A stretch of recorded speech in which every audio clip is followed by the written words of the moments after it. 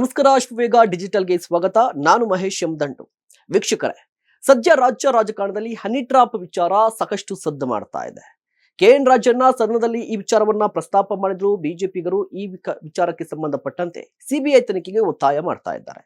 ಆದ್ರೆ KN ರಾಜಣ್ಣ ಈವರೆಗೂ ಕೂಡ ಯಾವುದೇ ರೀತಿಯ ದೂರನ್ನ ಸಲ್ಲಿಕೆ ಮಾಡಿಲ್ಲ. ಹಾಗಾದ್ರೆ ಯಾವ ಕಾರಣಕ್ಕಾಗಿ ದೂರನ್ನ ಸಲ್ಲಿಕೆ ಮಾಡ್ತಾ ಇಲ್ಲ ಅನ್ನೋದನ್ನ ಈ ವಿಡಿಯೋದಲ್ಲಿ ನೋಡ್ತಾ ಹೋಗೋಣ. ಅದಕ್ಕೂ ಮುನ್ನ ನೀವು ಇನ್ನೂ ನಮ್ಮ ಚಾನೆಲ್ ಅನ್ನ ಸಬ್ಸ್ಕ್ರೈಬ್ ಮಾಡಿಲ್ಲ ಅಂದ್ರೆ ಈ ಕೂಡಲೇ ಸಬ್ಸ್ಕ್ರೈಬ್ ಮಾಡಿ. ವೀಕ್ಷಕರೇ, ಹನಿ ಟ್ರ್ಯಾಪ್ ಅನ್ನೋದು ರಾಜ್ಯ ರಾಜಕಾರಣಕ್ಕೆ ಹೊಸದಲ್ಲ. ಈ ಹಿಂದೆ ರಮೇಶ್ ಜಾರಕಿಹೊಳಿ ಅವರ ಸಿಡಿ ಪ್ರಕರಣ ಬೆಳಕಿಗೆ ಬಂದಂತಹ ಸಂದರ್ಭದಲ್ಲಿ ಈ ಹನಿ ಟ್ರ್ಯಾಪ್ ಅನ್ನೋದು ಮುನ್ನೆಲೆಗೆ ಬಂತು, ಜೊತೆಗೆ ಹೆಚ್ಚು ಚರ್ಚೆಗೆ ಗ್ರಾಸವಾಯಿತು. ಯಾಕೆ ಅಂತ ಹೇಳಿದ್ರೆ KN ರಾಜಣ್ಣನವರು ಈಗ ಪ್ರಸ್ತಾಪವನ್ನ ಮಾಡ್ತಾ ಇದ್ದಾರೆ. ಬಟ್ ರಮೇಶ್ ಜಾರಕಿಹೊಳಿ ಅವರು ತಮ್ಮ ವಿಡಿಯೋ ಬಿಡುಗಡೆ ಆದ ಸಂದರ್ಭದಲ್ಲಿ ಇದು ಕಂಪ್ಲೀಟ್ ಆಗಿ ಒಂದು ಷಡ್ಯಂತ್ರ, ನನ್ನ ವಿರುದ್ಧ ಹನಿ ಟ್ರ್ಯಾಪ್ ಮಾಡಲಾಗಿದೆ ಅಂತ ಹೇಳಿ ಒಂದಿಷ್ಟು ಆರೋಪವನ್ನ ಮಾಡಿದ್ರು. ಜೊತೆಗೆ ಕಾಂಗ್ರೆಸ್ನ ಅಧ್ಯಕ್ಷರಾಗಿರುವಂತಹ DK ಶಿವಕುಮಾರ್ ಅವರ ವಿರುದ್ಧ ಆರೋಪವನ್ನ ಮಾಡಿದ್ರು. ಅದರ ತನಿಖೆ ಏನಾಯಿತು ಅಂತ ಆ ದೇವರಿಗೆ ಗೊತ್ತು. ಆದ್ರೆ ಇತ್ತೀಚೆಗೆ KN ರಾಜಣ್ಣನವರು ಈ ವಿಚಾರವನ್ನ ಪ್ರಸ್ತಾಪ ಮಾಡಿದ್ದು ರಾಜ್ಯ ರಾಜಕಾರಣದಲ್ಲಿ ಮತ್ತೆ ಹನಿ ಟ್ರ್ಯಾಪ್ ವಿಚಾರ ಚರ್ಚೆಗೆ ಗ್ರಾಸವಾಗಿದೆ. ಹಾಗಾದ್ರೆ ತನಿಖೆ ನಡೆಯುತ್ತಾ ಇಲ್ವಾ ಅಂತ ಹೇಳಿ ಈಗ ಪ್ರಶ್ನೆಗಳು ಉದ್ಭವವಾಗಿರುವಂತದ್ದು. ಇದಕ್ಕೆ ಸಂಬಂಧಪಟ್ಟಂತೆ ಒಂದು 5 ಪ್ರಶ್ನೆಗಳು ಈಗ ನಮ್ಮನ್ನ ಕಾಡ್ತಾ ಇದೆ. ಮೊದಲ ಪ್ರಶ್ನೆ ಏನು ಅಂತ ಹೇಳಿದ್ರೆ, KN ರಾಜಣ್ಣ ಅವರ ಉದ್ದೇಶ ಏನಾಗಿತ್ತು ಅಂತ ಹೇಳಿ. ನೋಡಿ, KN ರಾಜಣ್ಣ ಸದನದಲ್ಲಿ ಈ ವಿಚಾರವನ್ನ ಪ್ರಸ್ತಾಪ ಮಾಡಿದ್ರು.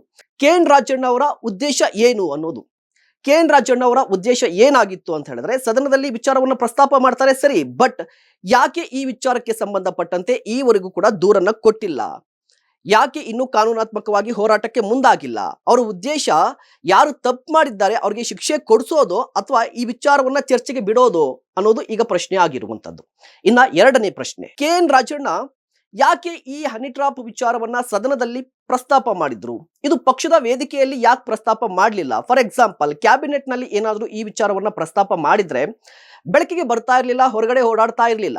ಬಟ್ ಈಗ ಸದನದಲ್ಲಿ ಪ್ರಸ್ತಾಪವಾಗಿದ್ದ ಕಾರಣಕ್ಕೇನೆ ವಿರೋಧ ಪಕ್ಷಗಳು ಸರ್ಕಾರದ ವಿರುದ್ಧ ಮುಗಿ ಬೀಳ್ತಾ ಇರುವಂತದ್ದು. ಒಂದು ವೇಳೆ ಏನಾದ್ರೂ ಪಕ್ಷದ ವೇದಿಕೆಯಲ್ಲಿ ಈ ವಿಚಾರವನ್ನ ಪ್ರಸ್ತಾಪ ಮಾಡಿದ್ರೆ ಅದು ಬೇರೆ ಆಯಾಮವನ್ನ ಪಡೆದುಕೊಳ್ತಾ ಇತ್ತು. ಬಟ್ KN ರಾಜಣ್ಣ ಯಾಕೆ ಸದನದಲ್ಲಿ ಪ್ರಸ್ತಾಪ ಮಾಡಿದ್ರು, ಪಕ್ಷದ ವೇದಿಕೆಯಲ್ಲಿ ಯಾಕೆ ಪ್ರಸ್ತಾಪ ಮಾಡಿಲ್ಲ ಅನ್ನೋದು ಕೂಡ ಈಗ ಕುತೂಹಲಕ್ಕೆ ಕಾರಣವಾಗಿದೆ. ಇನ್ನು ಮೂರನೇ ಪ್ರಶ್ನೆ, ಇಡೀ ಪ್ರಕರಣದಲ್ಲಿ ಕಾಂಗ್ರೆಸ್ ಸರ್ಕಾರ ಮತ್ತು ಕಾಂಗ್ರೆಸ್ ಪಕ್ಷ ಇಕ್ಕಟ್ಟಿಗೆ ಸಿಲುಕಿದ್ಯಾ ಅಂತ ಹೇಳಿ. ಯಾಕೆ ಅಂತ ಹೇಳಿದ್ರೆ, ಕಾಂಗ್ರೆಸ್ನಲ್ಲೇ KN ರಾಜಣ್ಣ ವಿಚಾರಕ್ಕೆ ಸಂಬಂಧಪಟ್ಟಂತೆ ಪರ ವಿರೋಧ ಚರ್ಚೆ ಆರಂಭವಾಗಿದೆ. ಸದನದಲ್ಲಿ ಡಾಕ್ಟರ್ G ಪರಮೇಶ್ವರ್ ಅವರು ಹೇಳ್ತಾರೆ, ಉನ್ನತ ಮಟ್ಟದ ತನಿಖೆಗೆ ನಾವು ವಹಿಸ್ತೀವಿ ಅಂತ ಹೇಳ್ತಾರೆ. ಸಿದ್ದರಾಮಯ್ಯನವರು ಹೇಳ್ತಾರೆ, ಪಕ್ಕ ಯಾರು ತಪ್ಪನ್ನ ಮಾಡಿದ್ದಾರೆ, ಯಾರು ಈ ವಿಚಾರದಲ್ಲಿ ತಪ್ಪನ್ನ ಎಸಗಿದ್ದಾರೆ, ಯಾರು ಹನಿ ಟ್ರ್ಯಾಪ್ ಮಾಡಿದ್ದಾರೆ ಅವರ ವಿರುದ್ಧ ಕ್ರಮಕ್ಕೆ ಮುಂದಾಗ್ತೀವಿ ಅಂತ ಹೇಳ್ತಾರೆ.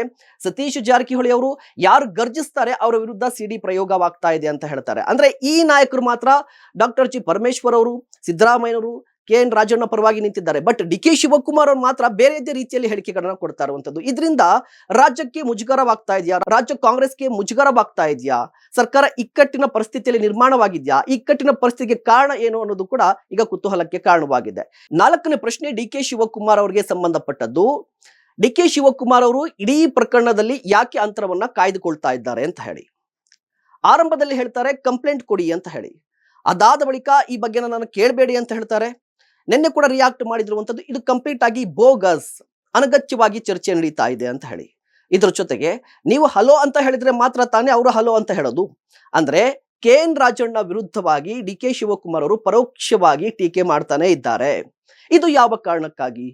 DK ಶಿವಕುಮಾರ್ ಅಂತ ಹೇಳಿದ್ರೆ ಕಾಂಗ್ರೆಸ್ ಪಕ್ಷವನ್ನ, ಕಾಂಗ್ರೆಸ್ ನಾಯಕರನ್ನ, ಕಾಂಗ್ರೆಸ್ ಕಾರ್ಯಕರ್ತರನ್ನ ತುಂಬಾ ಸ್ಟ್ರಾಂಗ್ ಆಗಿ ಡಿಪೆಂಡ್ ಮಾಡ್ಕೊಳ್ಳುವಂತ DK ಶಿವಕುಮಾರ್ KN ರಾಜಣ್ಣ ವಿಚಾರವಾಗಿ ಯಾಕೆ ಡಿಫೆಂಡ್ ಮಾಡ್ಕೋತಾ ಇಲ್ಲ, ಯಾಕೆ ಸಮರ್ಥನೆ ಮಾಡ್ಕೋತಿಲ್ಲ ಅನ್ನೋದು ಪ್ರಶ್ನೆ ಕೂಡ ಆಗಿರುವಂತದ್ದು. ಇನ್ನು ಅಂತಿಮವಾಗಿ 5ನೇ ಪ್ರಶ್ನೆ ಇರುವಂತದ್ದು KN ರಾಜಣ್ಣ ಅವರಿಗೆ ಸಂಬಂಧಪಟ್ಟಂತೆ.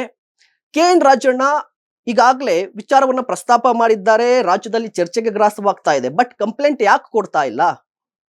ರಾಜೇಂದ್ರ ಅವರು ಸಿದ್ದರಾಮಯ್ಯ ಅವರನ್ನ ಭೇಟಿ ಆಗ್ತಾರೆ, ಡಾಕ್ಯುಮೆಂಟ್ಸ್ ಅನ್ನ ಕೊಡ್ತಾರೆ, ಎಲ್ಲಾ ರೀತಿಯ ಮಾಹಿತಿಯನ್ನ ಕೊಡ್ತಾರೆ ಸರಿ, ಬಟ್ ಕಂಪ್ಲೇಂಟ್ ಯಾಕೆ ಕೊಡ್ತಾ ಇಲ್ಲ? ಅವರ ಉದ್ದೇಶ ಏನು, ರಾಜಕೀಯ ಉದ್ದೇಶ ಏನಾದ್ರೂ ಇದೆಯಾ ಅನ್ನೋದು ಸಾರ್ವಜನಿಕವಾಗಿ ಚರ್ಚೆಗೆ ಗ್ರಾಸವಾಗಿರುವಂತದ್ದು. ವೀಕ್ಷಕರೇ, ಈ ವಿಡಿಯೋ ನಿಮ್ಗೆ ಇಷ್ಟ ಆಗಿದ್ರೆ ಲೈಕ್ ಮಾಡಿ, ಶೇರ್ ಮಾಡಿ, ತಪ್ಪದೆ ನಮ್ಮ ಚಾನೆಲ್ ಅನ್ನ ಸಬ್ಸ್ಕ್ರೈಬ್ ಮಾಡಿ.